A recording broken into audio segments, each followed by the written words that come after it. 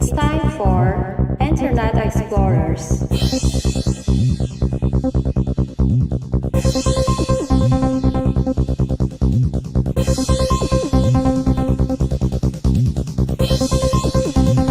It's time for Internet Explorers.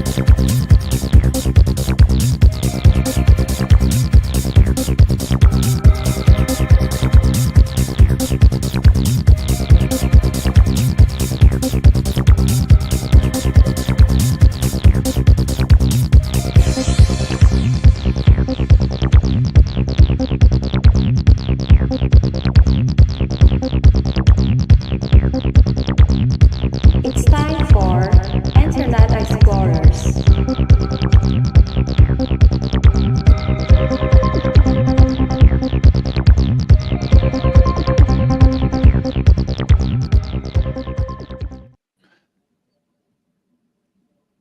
Oh, baby, we're back. Episode 56. That's where we're at. 56. Internet Explorers.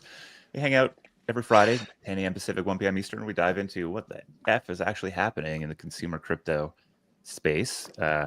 This week's a special one because I felt very unplugged for 4 days, and I've just been dropped back into the deep end. Okay, maybe kind of unplugged because I was definitely punting a few meme coins during that time, but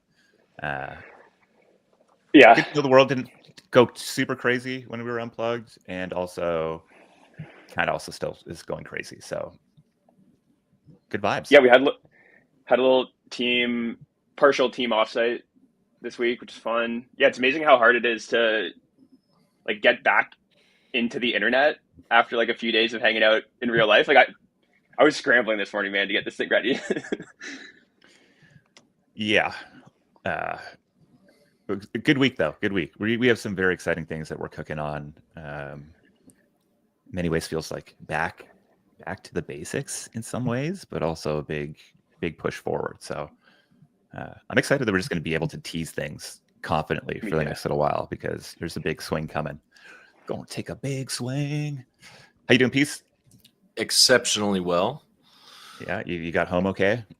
I'm home okay. There's snow in the air. The ground is hard. The seasons are changing. It feels amazing. How was your Thanksgiving? Because you're the only one we can really talk to about that. Thanksgiving. Oh, it was remarkable. Nice. I kind of had a pared back thing. I mean, Thanksgiving in America has blown up in prior generations. You know, everyone's doing different things. It's okay to have barbecue. It's okay to have whatever not Thanksgiving food. So I had chicken pot pie and mac and cheese. It's kind of Thanksgiving food. It was good. Thanksgiving is about the family. It's about the intent, the food. I mean, and food, but it's about turkey and sweet potato casserole, baby, and a cranberry sauce if you're lucky. No, essential cranberry sauce from the can, not this fancy Whole Foods shit. You want it like you're sure, right? Really, yeah. Cranberry sauce is a really easy way to ruin a Thanksgiving meal, in my eyes. Oh, that's crazy. If you don't put any cranberry sauce, yeah, I hate it. No cranberry sauce. That's awesome. No. This is interesting. No cranberry sauce. Canadian lore. I don't know how you guys. No, it's not Canadian lore. I don't know how you found out about the cranberry sauce. Period. But no, we have Thanksgiving here. Peace. Thanksgiving's already happened. All right, brother. That's and great. there sure shit is cranberry sauce at Thanksgiving. Josh has just got some. Not at mine. I mean, there is, but I don't get into it. Okay, let's not get stuck here, y'all. We got 138 people listening to us talk about cranberries. Maybe that's what they want, but I think what they really want, most likely, is to dive into our topics today. We're going to bring up wijuwiju from Interface shortly, which is just excited to get into that. And some really good writing around tokenomics. There's something in the air. I think people are like, we're looking for the next thing. Meme coins clearly aren't the full story. And so I can bring some of your writing back, Josh, and then some new stuff coming out. Capital Information RM wrote a post this week that got shared around our group chats very quickly. So excited to dive into that. And a few bunch of other things. But really, the opportunity here is to dive into the recent story of Interface. I would sort of frame this up as a team we've been working with since our 6th batch, and just have continued to grind, build. This is the batch that was launched right in the middle of the bear market. And to see this team continue to execute, to continue to push forward a vision, to test and try new things, and to come up with the more recent launch, the sort of copy trading that I think is just taken over. It's very exciting to see. So let's bring them up, and we could hear from the horse's mouth about the experience of building through the bear, finding product market fit, and the different world that we live in once that happens. What's up? Thank you. What's up? Man, I was just thinking back, like, so can we bring up his post? Because you've turned how much into $800,000? Well, it depends when you ask, because now Okay. it's $600K. $600,000. Okay. Yeah. But I was sort of just thinking back to the 6 months, 8 months, 10 months ago, and just the conversations that we're having. But I think let's assume that some folks are discovering Interface for the first time right now. And I'm actually very interested to hear how you're describing it right now. So what is Interface, and why should people care? So Interface is sort of like our attempt to build a social layer directly on top of the chain. So it's sort of like a social network. You can think about it like a Twitter, but instead of having like people writing posts, you're just looking at people transactions.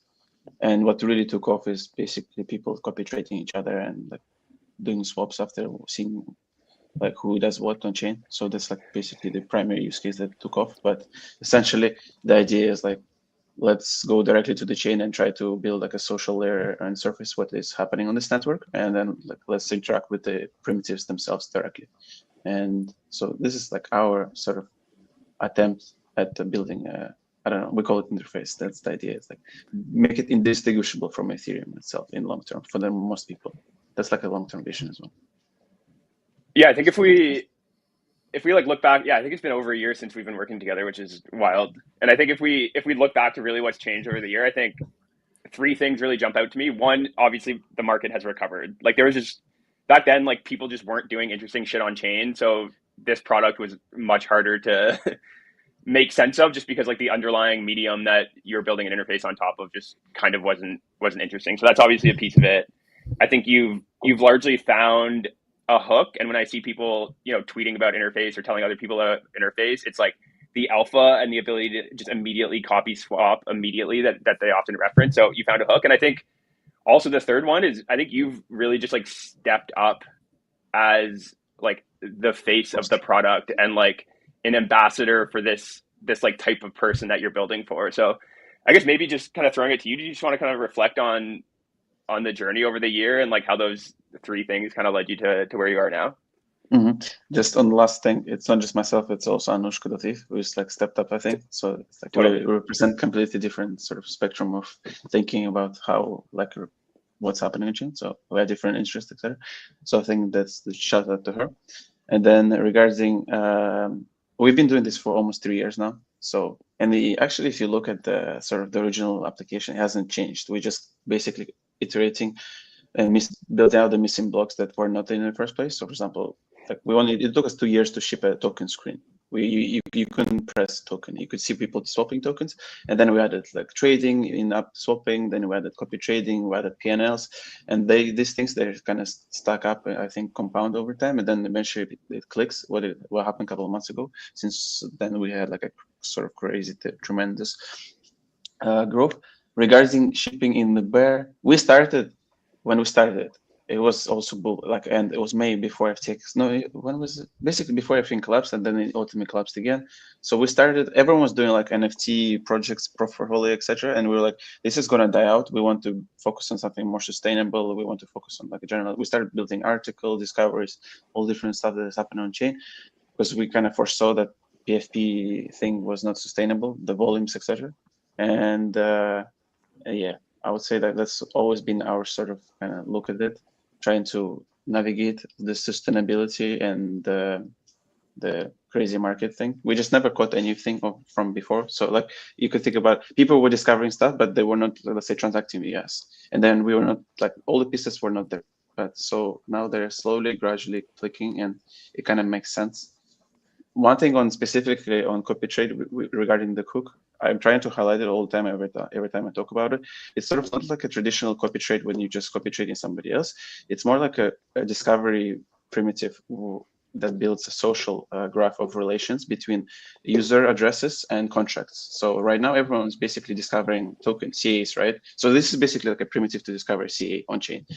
So because the way you see it is like somebody copy traded somebody else, and then you can click who copied who, and then you basically bootstrap your social graph even further, and then you start tracking this wallet. And that's kind of like really quickly you can build your signal and then your alpha around what CAs are trending on chain. But if, let's say, tomorrow we integrate something like Juicebox or any other like NFT or article, theoretically your stream, if it was like a tokenized, and then people start watching, and then it will signal to the network that everyone's jumping onto this stream because there is the CA associated with the stream. It would work kind of similar way. So this is the beauty that I think. Yeah, I think that the bootstrapping the social graph is I think an underappreciated area here, because I think clearly being early is the game that is most valuable in crypto. And I think a lot of the frustration that comes from a lot of the narratives in crypto right now is the sense that some people are early and others aren't. It's like Cabal, it's the VCs, it's etc. So it feels like there's this big barrier that exists.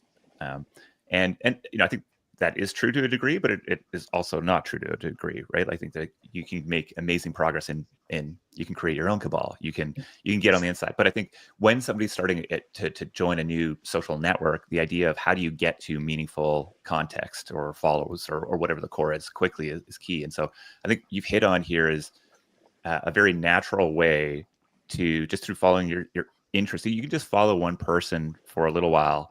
It doesn't have to be the perfectly right person. You can start to discover a lot of other things really quickly. So I like this 0 to 1 in building your sort of your connections in interface is a lot easier, I think, than maybe people would think just coming into the product. Mm-hmm.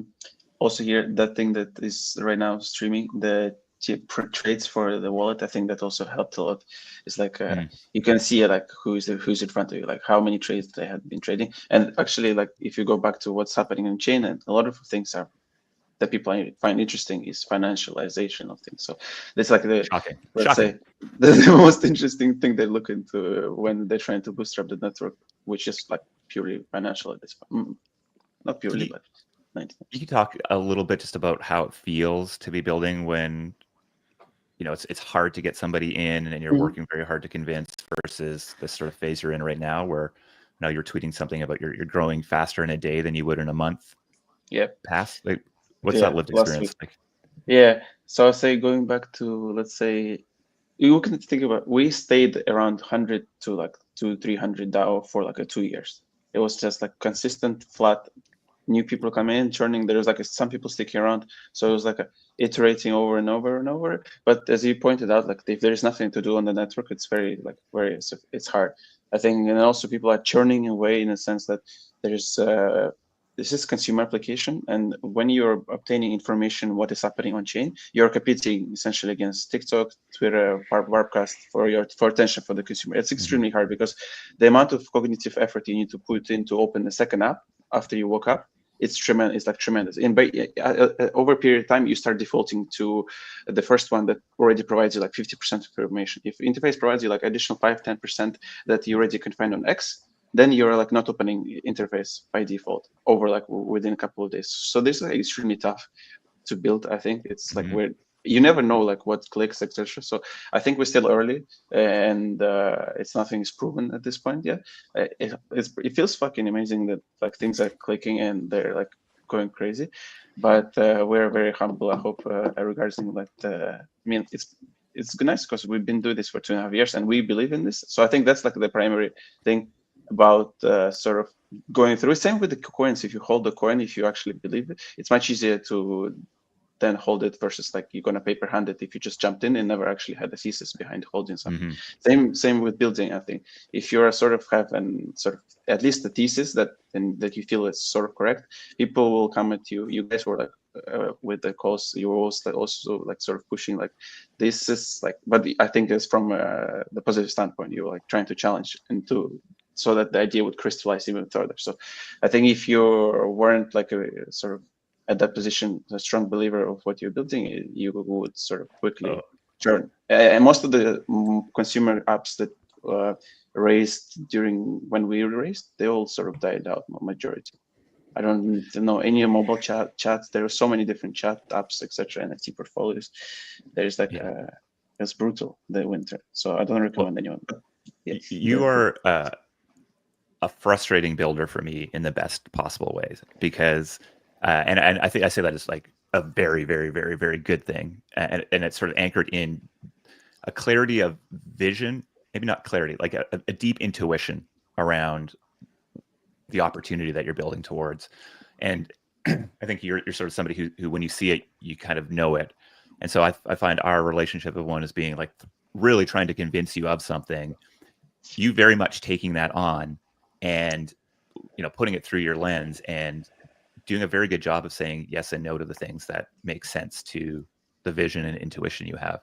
And those are my favorite dynamics, right? Because like, what the hell do I know? What does Josh know? If people can just bring their honest, authentic beliefs and thoughts to the table, that's valuable, but it's only valuable insofar as it is useful and you're able to sort of say yes and no to the things that make sense or don't make sense. So, yeah, I think we've had the deepest belief that you're going to be building something big, and I agree. It's still very early, but I think we just go the clarity that goes right back to this idea that Ethereum is the social network. It's where the content is being produced, and Etherscan is really not a social product. And so, like, well, what can we do when we bring a little bit more clarity to it? And I think a lot of teams are running at this from visual block explorers, etc. I think social is the right way to think about it. I can share a couple like sort of insight. I don't know the way we view the space and how it's going to move. So I think the wallets, they are becoming essentially, they will be moving towards interface, becoming more like interface like, because you want to spend your users like spend their time and then discover and connect with their friends and split bills, etc. So all the wallets will be more and more social. I think you can if you read like Rainbow, etc. I think they're going to move this direction. Then there's places like Warpcaster and Warpcast, the social application, Telegram, the bigger networks like Telegram and X as well. They're all moving in the same direction. And then I think Dexes and other applications like the big players like Coinbase and Sexes and Uniswap, they're all coming as well into this sort of playing field, trying to build this consumer where people are going to hang around and like discover and interact. So it will be really tough regarding like how succeeding in the next half a year. But and as these things converges, sorry. But hopefully, like we are building ground up, just like we have iterated, as you said, a lot, and I don't know, we'll see it. I think the starting point matters too. I find I agree with all of that, and I think you can see that with the success Daylight has had in integrating with a bunch of wallets, and clearly the direction Coinbase is going with their Coinbase wallet. Rainbow, another great example. I always just like to use MetaMask as a mental model here, though. The idea that I would want social stuff within MetaMask is just like crazy. I just want it to transact maybe a little bit better than it is. I think Phantom is the same. And so, I think there's Mark Andreessen was just on Joe Rogan, and I listened to it on my flight home. And I think he was talking about social networks and the idea of like the intention or context with you start them out matters quite a bit, right? So like things becoming political, to sort of drive that. And that really, you kind of need to start as a general purpose media distribution mechanism.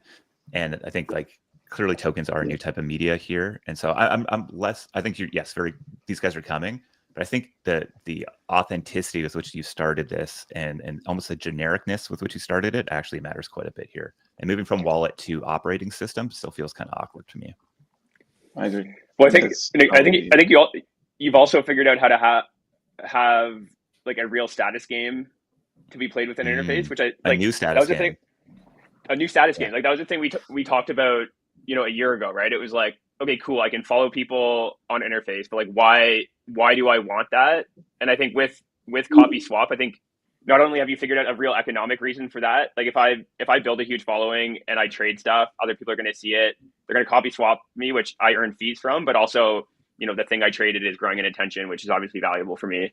But also there's this reputation piece that you guys have figured out too by kind of surfacing P&L and like earliness and stuff within the product that I think if you're coming from this wallet starting point is going to be a much harder thing to kind of bootstrap than you guys starting from where you started and already seeing the network effects kind of take hold. I mean, I love how much like just real proof there is in general. It's like I could tell you that I'm the #1 trader on Binance.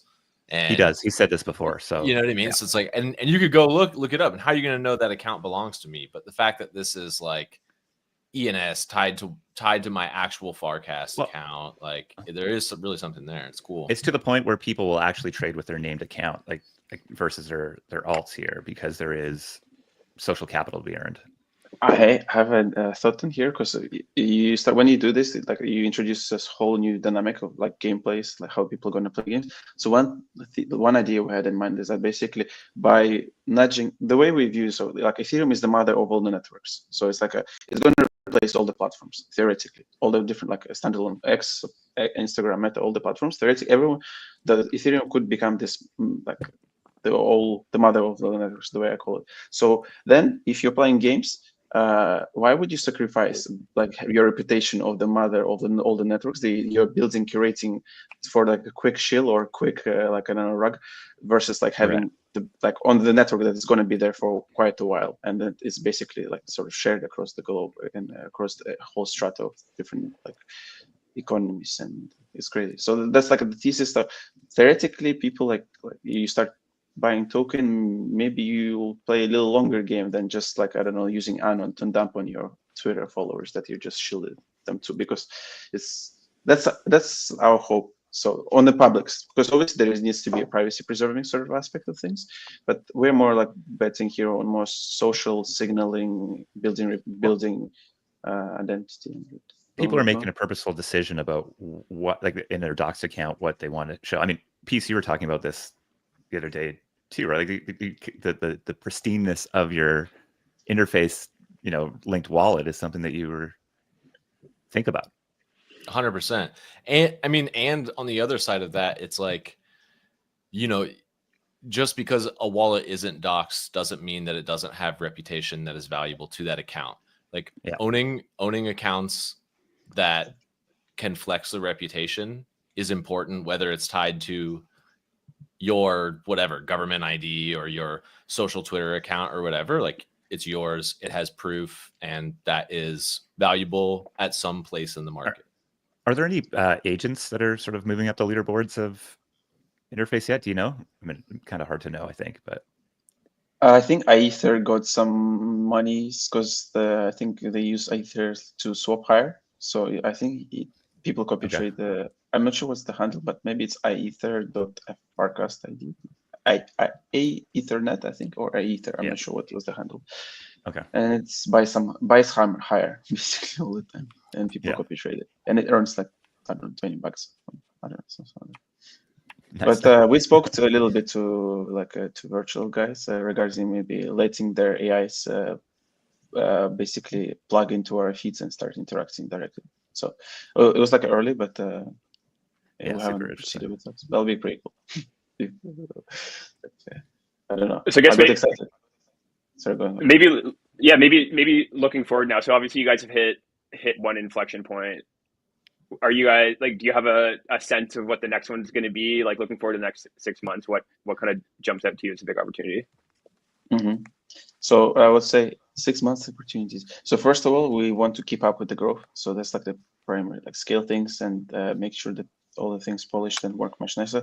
So we're dropping web and building the wallet inside the app. So it's like the much smoother experience to transact and interact. So like the two intermediary bits of infrastructure we need to ship to just polish up the UX because it's very junky to jump between the wallets. So, and the web is going to help a lot for those cohorts of people who are hanging on the computers during the bear, because the bear is very desktop driven. It's only us here, no actual people. So you need the web for the bear. Overall, So that will be like sort of the immediately month priority. Regarding where we at, I can tell you where we'll be in a couple months. If we keep up with this growth, we'll be in a very good position. That's like, I would say, both like financially and everything else. Beyond that, I like sort of, I have like, we have a vision where we're going, like make Ethereum like interface indistinguishable for Ethereum. So majority who interact with the Ethereum ecosystem, like you have to abstract all their chains, you have to abstract a bunch of like real issues that are like sort of making sort of introducing a lot of pain to them, like I don't know, blockers, aside from actually sort of creating markets themselves. So we don't want to go into creation side of things. So like we want to first execute and win trading in discovery markets. So like primary is like discovery markets is like the primary focus. Essentially for us, we feel like there will be markets for like there will be more and more markets coming up. As you talked a little bit, I think memes are like only like a 1%, like will be a couple percent of all the internet coins, the way I sort of view them. And then you have like, let's say Conquer is destroying right now like numbers on Farcaster, like Virtuals is doing the AI bot on like has been doing like a couple of months ago and now is back again. So I think eventually like Unichain is going to launch soon, so they're going to create there's a bunch of other teams like doing a lot of really cool stuff. For us, we would just want to execute so that you'll be able to discover what everyone is sort of what markets are being traded, and that's basically the very boring sort of execution idea for next couple of like it's more maybe like 3-4 months. Love it, man. Well, where do you want people to go if folks haven't tried out Interface? Where can they go get the app? If you go to interface.social and download the app, that's very simple. And Amazing. We're going to drop a web in a bit as well, maybe 2 weeks. Awesome, man. Oh, well, thanks for hopping on with us. I'm sure we'll check back in with you soon. Pleasure. I mean, it's just a very, very easy app to recommend to people. You get so many. I mean, I'm sure you all are getting the inbound, like the worrying messages. They're like, "Wait, is this the top?" When my golf buddies start texting me, being like, "Yo, I kind of want to get into crypto," and send an interface link. Exactly. With a wallet, it'll be like they can start enjoying it. They will just follow you, and then bam, they already know what's happening, like what you're aiming to. You know, listen, man, I haven't actually engaged in trading from like I know. Yet, right? So I think I need to start. You got to start dog fooding here. This is the mother of all the networks. You need to build the reputation not only on X, on Farcaster. You need to start spending time on. I feel like I'm behind the ball already, so that's a great way to get me to take. We are just getting started, so I think it's like you know how to jump onto trends. So that's something I've been known to be reasonable at least. Yeah. All right, man. Well, appreciate you. Thanks for hopping on late at night with us, and excited to see what's next. Thanks so much. Yeah. Ciao. Peace, man. I mean, big adventure, clear big adventure, one that's understandable, and then it's not being stuck into an ideological point of view, and instead building, iterating, and like that. There is a mental model for how you go build value in crypto, and you know the fact that they are well positioned, regardless of what the meta is, to start to aggregate and to compound reputation for folks, to aggregate and compound value. You know, there's fees being earned here. You know, this is a place, you know, they have this sort of referral mechanism in here, which is like you're getting a share of fees. There's a lot of things that I think it's setting themselves up to be pretty successful here over the next little while. Yeah. But I think long term, this idea of, okay, whatever's here right now might not last, but how are we building something that can compound that value, I think is just absolutely key. Well, I think he's just a great example of like the type of founder we want to back to. It's like he has some very clear, kind of not what has been a non-consensus insight, right? And he's like, this is the only thing I fucking care about. I'm building towards this, whether the market believes me or not. You know, he's felt wrong for 3 years, and you know, I think you know how hard that can be. But like, you know, to his point, like there's 3 years ago, there was a bunch of people building, and throughout the last 3 years, there's been a bunch of people building similar like products, but didn't have the like kind of obsession or conviction in the core insight that he has. And I think that's just so important. When I say frustration and talking to him, it was like a deep belief in that core insight. And, you know, honestly, I like nothing more than somebody who can't be shaken off of that despite my best efforts. Not that I'm Well, shaking it's them so off, easy. but, Yeah. It was so easy we had some fun conversations during the bear, right? Where, the kind of consensus feedback is like, you need to go figure out how to grow today, right? Yes. And he was like, yes. we're fine. Like, we know market's going to come back. We know what we're building towards. We're going to be good in a good spot in 1 year. And, week to week, we're like, where's the growth? Where's the growth? Like, what's the inflection point? Where are these, like, the new people you're serving? And they just kept their heads down and kept building towards the thing that they knew was going to come. Yeah, it's awesome. And I think your point of that team stepping up and really being the public face of a new type of person and a new game, and I mean, dog fooding it deeply is just huge. And I think, for those thinking about backing these teams, I think there's like this incredible short-term bias that's in the market right now. That's even with VCs, which is just the dumbest thing, because the competitive advantage VCs have in this market is that we're going to be long-term supportive capital. I don't have a 3-month, 6-month time frame. I've got a 4-year, 6-year, 10-year time frame on these funds, and that's actually a very good type of capital for many projects. Sure, there's some downsides, challenges that come with it, like any, and so I think like this ability to, like, what we want to be backing is those things that feel like they're going to be hitting their inflection point, not for the current market only, but ones that can play in the current market and compound into the future. And that means that you're going to have to take early bets on founders who, can they step up? Are they convicted in this? Is this the world that's going to exist? Step up. Look at this. You've never seen a founder tweet like this. I don't mind being your exit liquidity as long as you swap via interface. The founder promise of, I usually invest 0.02 ETH. No, sorry to put you on blast, Anushka, but it is, she's the best. It's awesome seeing them use it and making it work and seeing buddies use it. And it's cool. Nice. Well, let's move on to the topics du jour, which are, maybe that's a good segue in. Some fun ones. Let's jump into checking in on tokenomics. So really, this is just, I think, a reflection of, and I think really the last week, like, we've seen people who have kind of historically hated tokens warming up the tokens because they're seeing tokens they resonate with being launched. I think this growing trend of, like, real products, real projects kind of launching their token on pump.fun, and kind of just like, actually, there's another good article written by a VC we shared in our curated channel. So if you're not going to get into that, that was just kind of running through the history of token launches, kind of downfalls projects often fall into, and kind of their recommendations of how to think about tokens in today's world. And it kind of just like brought me back to the post I wrote almost 2 years ago, kind of talking about the meme utility spectrum and just the importance of, in the early days of your product, like really anchoring towards this meme side of the spectrum. And, you're going to have lots of opportunity to add more utility over time as you figure out what you want to build. But having the ability to just like capture belief and interest in your things in the early days is like the important thing that matters. So really, I think this topic was just kind of an open invitation for us to kind of jam on the current state of tokenomics and just how much it's changed over the last few years, where, you had to write a 10-page white paper to just YOLOing a token launch on pump.fun and seeing what happens.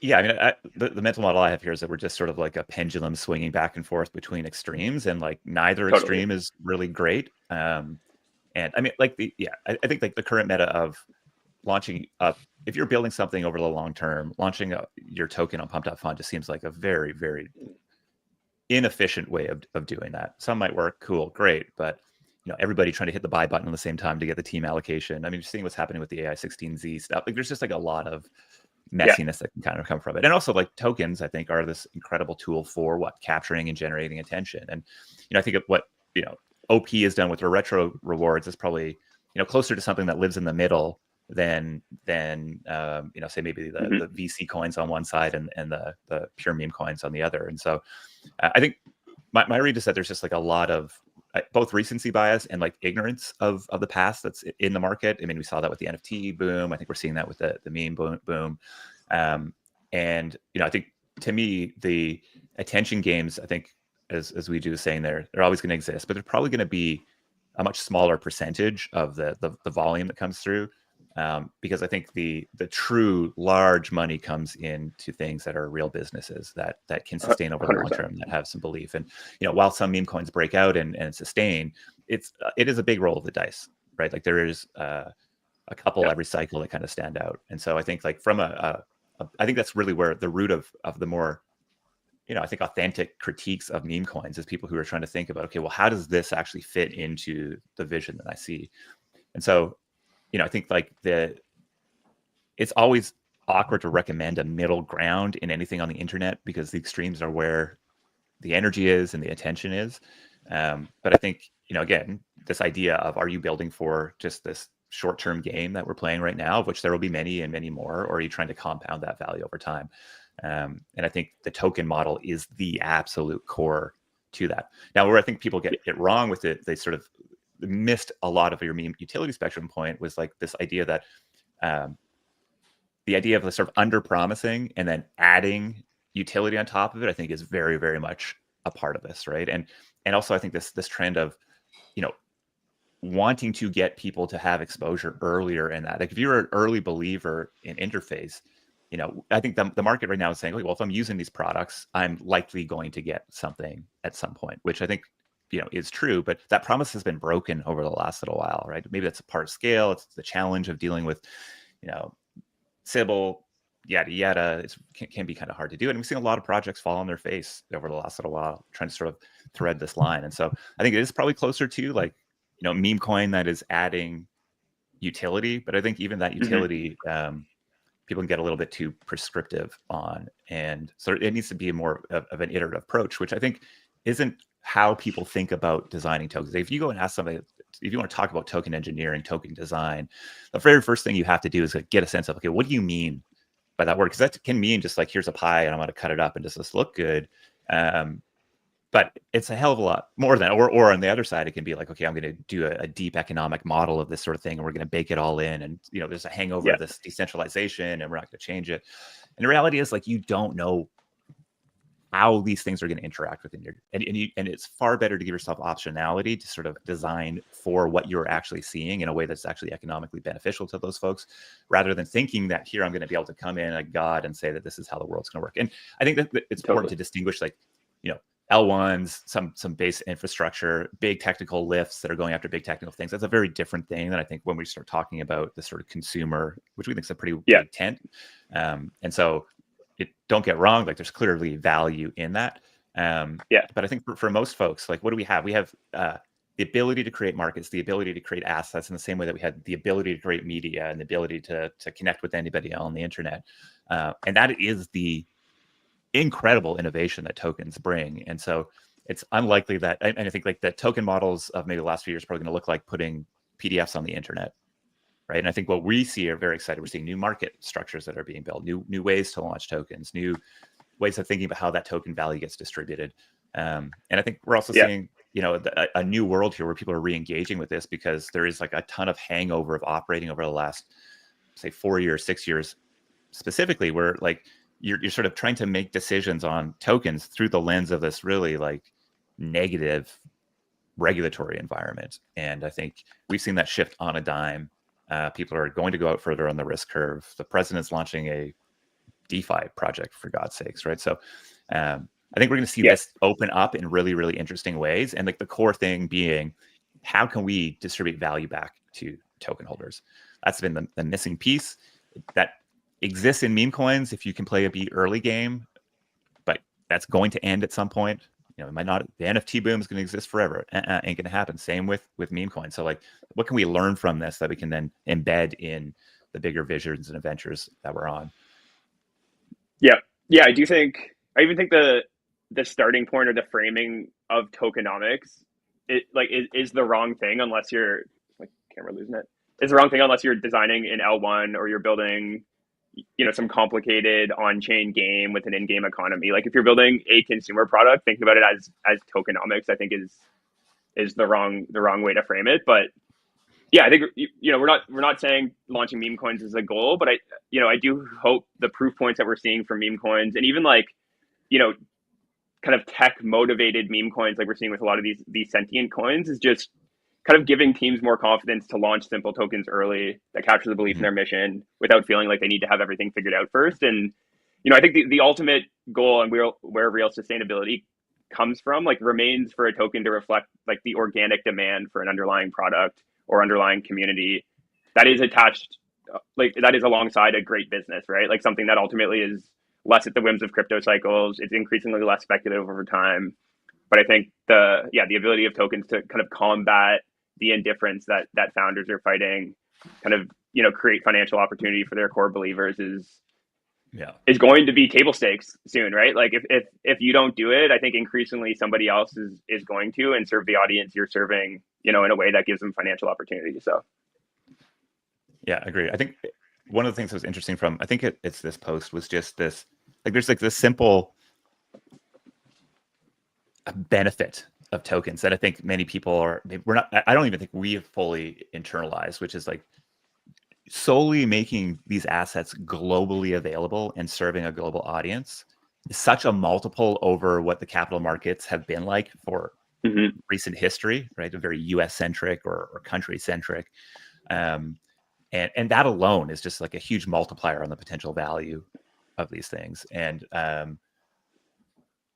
I think there's just like a lot of, we need to get back to smooth braining this stuff. And I think that's the issue I see as we get into with token economics, is there is no smooth brain way to the starting point is orthogonal to smooth brain in many ways. And teams get caught up in it. And it's a very engineering approach. And I think maybe I describe this as a very marketing or brand based approach, which again, if I think you want to be building, we're building in a very uncertain environment. Anybody can sit here and say, oh, yeah, I predicted this bullshit, right? Like, we're on the right track at the compass heading, but the map hasn't been clear. And so we need to be able to continue to evolve these sort of things, and maintaining some optionality in that token design, I think is key to that. And we'll see. I mean, some pretty big token launches that have happening. I think, did the Hyperliquid come out today, Josh? I'm not a user. Yeah, you get your drop. Yeah, it was nice. It's doing really well. Yeah, so I think we're going to have some really good proof points in the market, and I think we'll have some anti-proof points as well. We'll see. See what happens. So, but I think even this like, proof point that like USIM experience or a couple other projects have experience where USIM, so someone, the community launches a pure meme coin associated with the project, and they see it kind of capturing this kind of like mimetic value of the adventure they're on and the attention they have, and they're just kind of like, oh, like that just works. Like, of course, meme coin sustainability questions. How do you actually like, create long-term value alongside the business you're creating? But I think it's like irrefutable now that tokens can capture, belief and mimetic value and social and cultural value of a mission. Like, there's no denying that anymore. I think it was kind of non-consensus when we were screaming it 2 years ago. But clearly, yeah. And USIM is a great example. We had Cortland on a couple episodes ago, so if you want to go back and watch that video. But I think importantly there, like, it was a proof of concept that was sort of that the token was launched around, and a proof of concept was leveraging the core technology that they've been building. And so I think maybe that one step removed gave them that early confidence just to sort of to buy some tokens and to act as a community member there, and for this thing to sort of really take on its own life and also drive a ton of value back. I mean, shifts that we saw, investors that would not remotely give him the time of day before are up in his business right now, right? There are thousands of people that hold this token. There are people building on it. There are people pushing the edges of it. And all of that is also informing the core product that they're building that I think has a big important need and a big adventure as well. And so I think we'll see that be the primary way people engage with this. It's sort of like, okay, it's very obvious, I think, even if they didn't quite know what would happen, that it was probably worthwhile playing there. And I think that's going to become more and more clear to more and more folks over the next little while. Yep, totally. All right, let's jump to this next one, because it's actually very related. So I think we've been talking a lot about, just this removal of gatekeepers of capital, how users on the internet are now, able to fund things that they deem as valuable. People are kind of the new determiners of value on the internet. But I think something we've actually talked less about is just how important reputation becomes in that world. Because, to your point, like you go launch a token on pump.fun. It's like you're just like spraying that out into the void.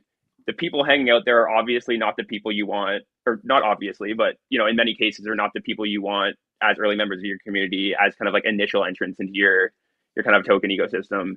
And as we, I think, talk about the vision for Seed Club and how we really like unlock the network vision for it, reputation has become a very important point of discussion. And RM, who I actually don't know too much about, and I think just prompted ChatGPT to actually write this article, but it kind of dives into the importance of reputation in this kind of permissionless on-chain capital formation world, which I think is still pretty unfigured out.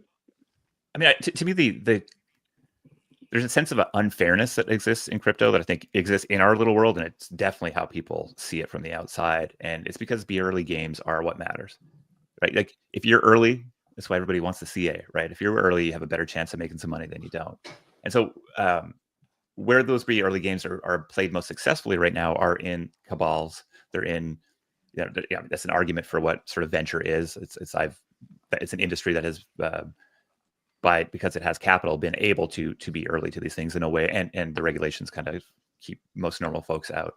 And so I think like this idea of, I tweeted the other day, it's like, you can't be in the arena, you got to be in the trenches, but really the value's in the back rooms. So how do we remove the back rooms and bring them into the trenches? Because the trenches aren't the back rooms right now, right? Like, the idea that it is like this, egalitarian launch pad for tokens is okay, maybe on the creation side, but that's not the important part. The important part is the liquidity and in large part manipulation in getting these things out, right?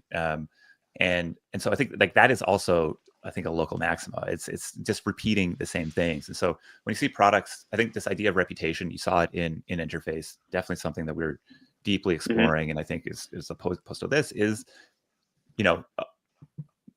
a way of doing that, where it becomes more valuable for you to do this in public than it is, or at least as valuable to do in public. And then not to mention just like the discoverability and the touch points of the networks that sort of start to emerge around that. So I think just zooming out, this shift that we're seeing early in the market, I think for people that I would describe as moving from attention to belief, attention being the short-term games, belief being something that you can take a much longer time view of, either because you just truly believe it, but I think there's also a component of the mechanism that adds sustainability or fees or revenue or all these different pieces, or even a vision of how the thing right now can, in a hazy way, kind of become something much more big and meaningful in the future. And I love that. I think that's where this motivation is coming from. I think that's where a lot of folks who are both, I think it's what the people in the trenches are ultimately going to want. I don't think just pure attention games are as fun as, and it's also where the most wealth is created. ETH was at 35 cents once, y'all. Yeah, I think this idea of like, how do you turn attention into belief, and then ultimately how do you turn belief into participation? It's kind of this funnel we're all running at, and I think creating the right reputation games alongside participation and having the right token distributions, or growing power, growing ownership, or growing whatever say in this network as you prove over time to be a good actor and create value in this network is kind of where we're going here. So I think we had a lot of windy discussions this week trying to figure out what reputation within Seed Club looks like. It's kind of easy looking back, right? It's like, okay, we can, people who did these things over the last few years are, have proven high to be signal. On high signal. They were early. They're playing with the right things. You can see, they've played with this thing over a year. They're kind of committed early adopters to new consumer crypto products. But how that evolves over time, and how you continue to evolve that system over time and reward the right things over time, is kind of this like messy thing we're gonna have to go figure out. And I think like acknowledging that messiness and the inability to probably be perfect at it is an important starting point that I'm not sure everybody fully recognizes. And so, I think this sort of the retailification of the markets right now, I think, has actually been an important, or led to important insights for folks, or maybe proof points for folks. And yeah, I think we've been talking about this. Tokens, crypto turns belief into capital, and then you can go do good stuff with the capital. This is the story of Seed Club in a very non-scalable, not super on-chain. We've been in various different ways, but I think having the freedom and that's a whole other sort of line of thought, but to be able to continue to reinvent yourselves, I think is absolutely essential. And it's, why most DAOs fail, right? Because you cannot really go do that in those environments. That's a longer blog post. We'll have a lot more to say on this because I think this is, Peace, were you going to jump into something? Well, I was just going to jump in with something because the be early games is just something that it's getting obliterated by everyone, right? Like it's our current punching bag. And I cannot stop thinking about the silver bullets, lead bullets comment, because now all I see is the world through silver and lead bullets. And the reality is that yes, being early is a silver bullet to winning. But these are products that are like, what does the product do? The product is for trading. So one, be early is relative. Like, are you early to what is an important question? And yes, that's a silver bullet. The other thing is like, you can win by pumping these things full of lead and jumping in at any point in time. And that's a really dangerous game, and it's entirely up to you. And if you don't have your license or your training or whatever you need to feel comfortable to do that, like, you probably shouldn't. And also consider what you're early to. I don't know. It's the deep end of the pool. So I hate to see the punching bag on this thing where we're like, it's no good because it's a be early game, because it's not a be early game. That's just one strategy that feels certain to win. That is, oh no, I mean, this is be early games. Meme coins are sure. That's 98% be early game. Right. I like that framing. I'm just saying, like, I don't think like it's there's fair criticism of market structure that rewards insiders only, right? And so that is some meme coins. That's not all meme coins. That is some projects. That's not all projects. So you can't just like throw them all out. But I think this idea of both recognizing that most things are be early games, at least in the early days, and that probably the most value that you can create or wealth you can create is just choosing the right game or choosing something that has a lot of chances to, like the lead bullet, it's like there is no silver bullet. You just have to continue to ship, continue to execute. And I think that's very much the right mental model for anything in crypto as an individual or as a company building it, etc. And also we have to acknowledge that there are systematic reasons why some people are in and some people are out. And it just feels like the opportunity, if we're building global products, global networks, is to very aggressively try to bring as many people in as possible. So I'm not disagreeing with you, Peace. I think that's a really great argument. I just wanted to clarify my thoughts there. Yeah, it's important. Let's just jump to this next one. So this was just kind of a thread riff by Nick Camarada, who, funny enough, I've actually been following him for a long time. I had this period of my life where I was very interested in consciousness and psychedelics, and he was like a kind of leading internet thinker, or at least an interesting internet thinker on it. But kind of came across, I think Nima may have shared it, but came across this thread this week. And I think there are two really interesting points in it. One is overwhelmingly within his friend group, he says everyone is using Claude over ChatGPT, not because it's smarter or better, but because its personality is just creating a kind of more emotional response in people. And they feel like Claude is kind of more of a friend than ChatGPT is. So I think that's just like a really interesting, and I feel that too, like an interesting proof point in kind of how these kind of like chat-based products are going to compete, because at some point they're all good enough for our kind of like basic day-to-day tasks. So where's the usage going to come from? It's going to come from the experience and like the emotional response that you get from them. So they're actually kind of competing at this like personality level too, which I think is pretty fascinating. My experience with ChatGPT is just getting absurdly frustrated with it rather than it's annoying. It's really fucking annoying. Interesting. Yeah. And then I think the other really important point he makes here is how much of a difference he's seeing between his friends that are integrating AI into their daily lives and the ones that aren't.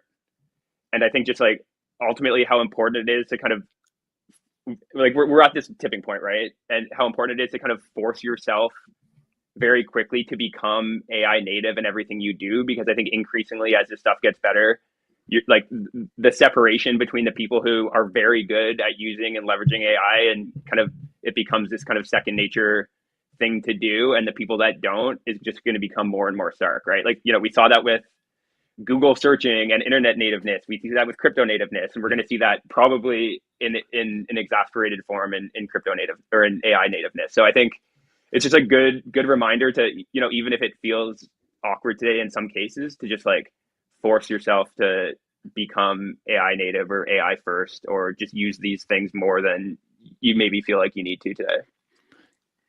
Yeah, because there's very clearly a learning curve. There is. And things are fast. But I mean, I think that's a shift that we've made a while ago and has had massive benefits to us, even in ways that are not like actually posting or publicly viewable, just in refining our thinking.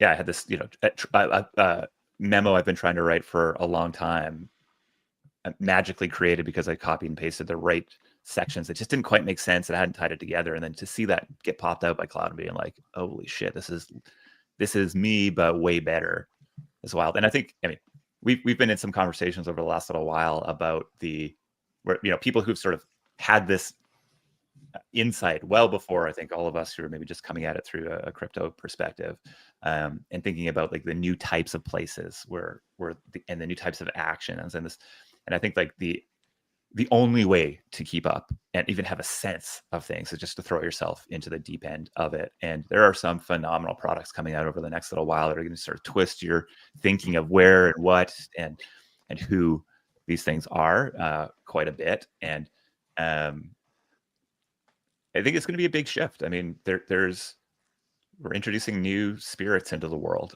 and likely the way our mental models for how the world works are going to limit our ability to actually go and participate in those fully, just in the same way that the boomers hunt and peck on Google still to this day. That was a shocking thing. This business dude next to me on the airplane, just going to town on this IBM ThinkPad with 2 fingers, was just, oh my God, holy cow. It's like, I was just staring at him. Dude, my dad still doesn't use shift to capitalize anything. He caps locks letter, uncaps locks with his like 2 fingers as he's typing. Phenomenal. Kind of cool style. It's kind of cool, but it's really fucking loud. If I'm like in the same house as him when I'm typing, I need to go for a walk. That's awesome. Oh, man. I mean, this tweet is interesting. He says, I guess this is the bear case for compute. Making a better personality doesn't need that much compute. It needs steering tech and people with good taste. Which, well said. Yeah, it's cool. I think there is no bearish case for compute. I think these fuckers are like the 6D 3D printer. They're 6D printers for your brain, basically. It's like it's cool what these things can render and will render in the coming years with more compute. Yeah, and it was all about compute. Yeah, that 100%. is the inside. It's all about it. All right, what else we got here? We got bases back.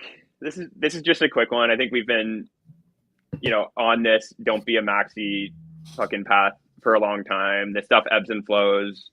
Something cool that captures a bunch of attention gets launched on one chain, drives a bunch of, you know, attention there.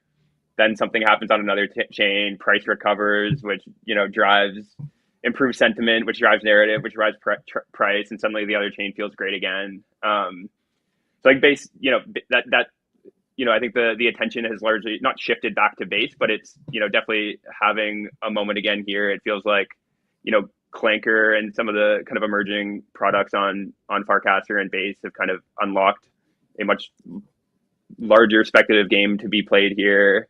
So I think it's just great to see. Yeah, I think that.